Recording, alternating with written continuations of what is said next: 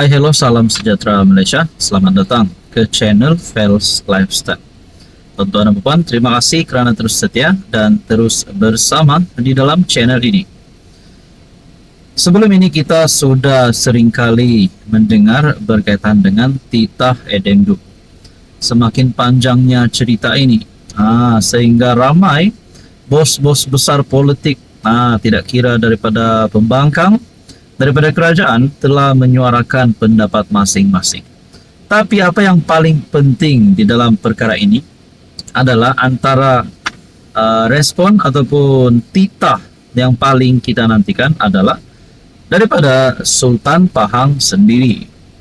Satu perkongsian daripada Harapan Daily, Sultan Pahang titah, jangan bahas lagi titah edendum, hormat undang-undang. Sultan Pahang Al-Sultan Abdullah Riayatuddin Al-Mustafa Billah Shah bertitah agar semua pihak tidak lagi berterusan membahaskan soal titah edendum. Paduka Baginda menegaskan bahawa ia telah berada di bawah proses undang-undang dan semua pihak perlu menghormatinya. Baginda tidak mahu mana-mana pihak menimbulkan sebarang kekeliruan dan retorik berhubung isu itu. Baginda Sultan Pahang meminta agar semua pihak tidak berterusan membahaskan soal titah edendum. Dalam soal titah edendum, bahawasanya perkara ini adalah berada dalam bidang kuasa pihak yang bertanggung jawab dan berintegriti. Oleh itu, semua pihak perlu menghormati proses serta undang-undang yang telah ditetapkan dan tidak menimbulkan sebarang kekeliruan dan retorik. Saya menyeru kepada semua supaya berpegang teguh kepada nilai kejujuran, amanah, saling menghormati dan bersikap terbuka dalam menyelesaikan sesuatu perkara. Titah Paduka Baginda ketika Himpunan Pahang bermunajat Raja Berdaulat di Masjid Negeri Sultan Ahmad I. Isu titah edendum paling banyak dimainkan oleh pembangkang. Biarpun Perdana Menteri menjelaskan beliau tidak boleh mengulas hal itu. Artikel daripada Harapan Daily bertarik 28 Februari. Apa komen anda? Hello semua, salam sejahtera Malaysia. Selamat datang ke channel Fels Lifestyle. Terima kasih kerana terus setia dan terus bersama di dalam channel ini. Di saat banyak rasuah yang berlaku di Malaysia, di saat kita mendengar berita-berita tentang rasuah yang berlaku di Malaysia, baru-baru ini saja pun kita sudah mendengar nama bekas Perdana Menteri 9 disebut berkaitan dengan tahanan dan serbuan. Akhirnya, setelah banyak cerita berita tentang rasuah, satu lagi pengumuman Perdana Menteri yang pasti menakutkan semua yang terlibat dengan rasuah, yang didakwa terlibat dengan rasuah. Tak kira besar, tinggi mana, Perdana Menteri tegas tolak rasuah dalam pertahanan negara. Adakah dengan ini Anwar Ibrahim mempunyai satu peluang cerah untuk menjadi PM lagi? Rakyat Malaysia takkanlah nak pilih Perdana Menteri yang tidak mahu melawan rasuah. Perdana Menteri Anwar Ibrahim berkata, beliau tidak akan sesekali membenarkan sebarang pihak dalam sektor pertahanan negara terlibat dalam amalan rasuah dan penyalahgunaan kuasa. Beliau berkata, perbuatan demikian bukan sahaja mengkhianati amanah yang diberikan, tetapi juga merosakkan keselamatan serta keamanan negara. Saya tidak kira besar mana, tinggi manapun kamu, saya tidak akan izinkan, kerana ini akan mengorbankan, mengkhianati dan merosakkan sistem pertahanan negara.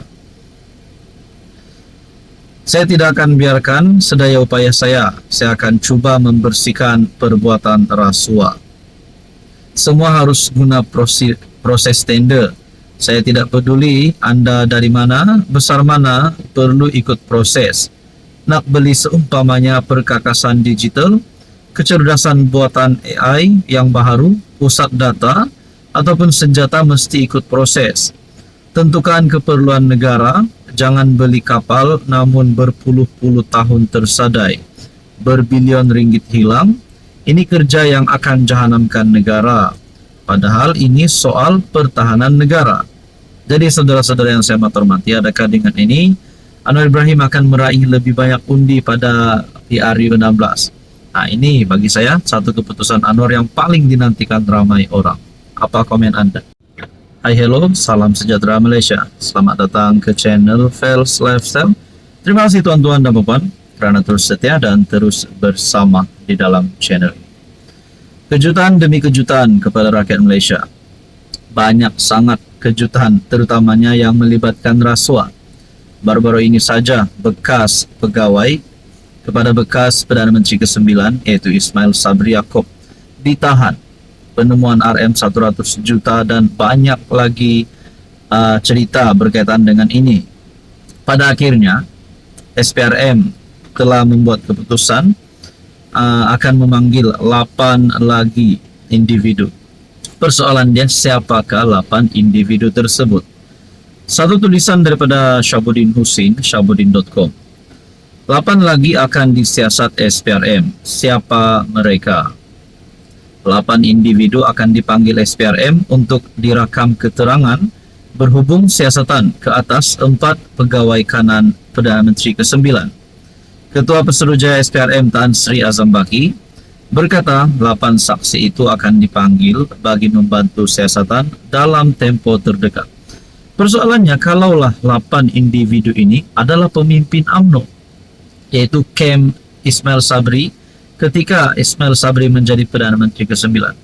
Adakah perkara itu satu yang kita boleh ambil sebagai spekulasi?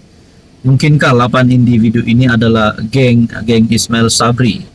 Dan kalau memang 8 individu ini dipanggil dan mereka tidak bersalah, ataupun kalau mereka bersalah, adakah geng-geng ini akan ditangkap? Dan bagaimana pula dengan status Ismail Sabri Yaakob? Kita akan memanggil 8 saksi menurut SPRM. Bagaimanapun, beliau tidak mendedahkan butiran mengenai identiti 8 individu terbabit.